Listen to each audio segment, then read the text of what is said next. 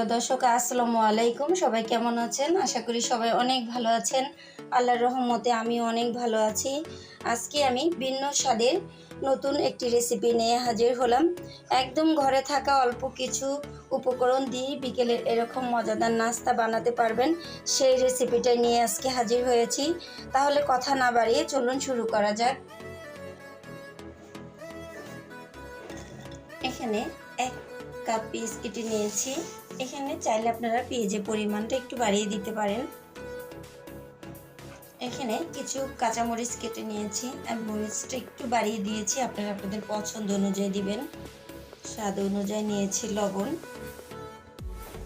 1 cup নিয়েছি ময়দা।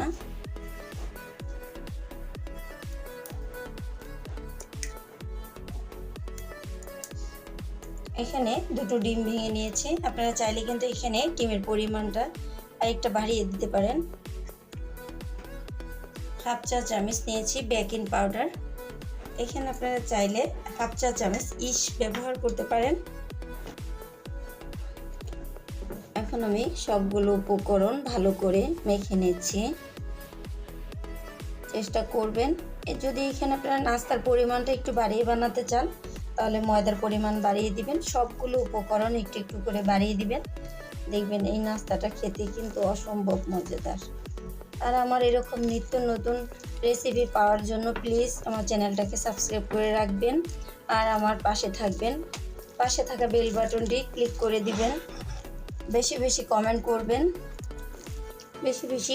করবেন, আমার ভিডিওটা আপনাদের পরিবারের সাথে শেয়ার করে দিবেন। আপনারা পাশে থাকলে অবশ্যই আমার আরও বেশি বেশি রেসিপি ছাড়তে মনে আগ্রহ বাড়বে।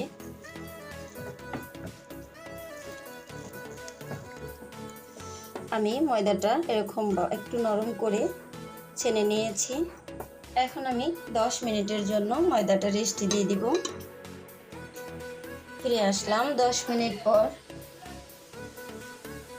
আমি 2 হাতের পর একটু তেল লাগিয়ে নিচ্ছি।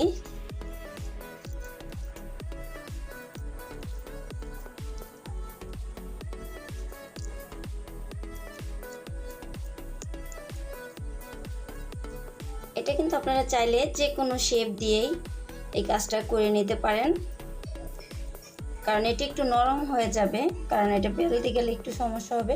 চেষ্টা করবেন হাতের উপরে রেখে ডিজাইনটা করে নিতে। এটা আপনারা আপনাদের পছন্দ অনুযায়ী ডিজাইনটা করে নেবেন। আমি এইভাবে বানিয়ে নিচ্ছি সবগুলো। আমি এখানে কিছু তেল নিয়েছি, তেলটা আমি আগে থেকে একটু লো হিট দিয়ে দিয়েছি।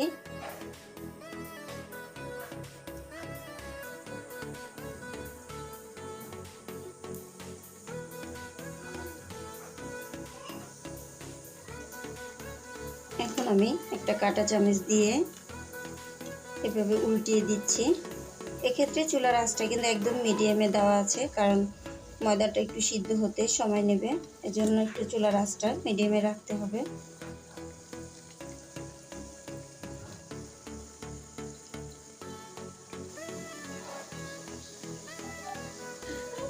এখন আমি নাস্তাগুলো এভাবে উল্টিয়ে পাল্টিয়ে ভেজে নিয়েছি। এক্ষেত্রে কিন্তু আমি চুলার আঁচটা এখন একটু বাড়িয়ে দিয়েছি।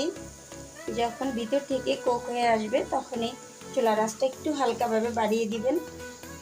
এই নাস্তাটা যে এত অসম্ভব মজাদার, একবার বাসায় তৈরি না করে খেলে বুঝতে পারবেন না এটা কতটা মজাদার। একদম খুব ঝামেলা ছাড়াই কিন্তু এই নাস্তাটা বানিয়ে নিতে পারবেন।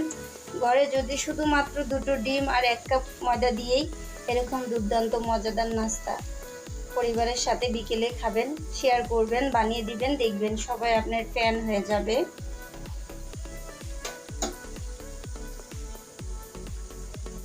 আমি এরকম গোল্ডেন কালার করেই ভেজে নিচ্ছি।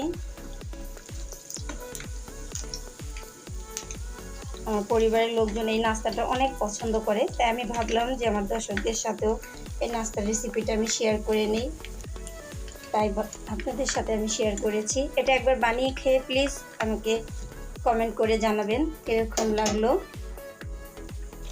আমি এরকম গোল্ডেন কালার করে সবগুলো ভেজে নিচ্ছি।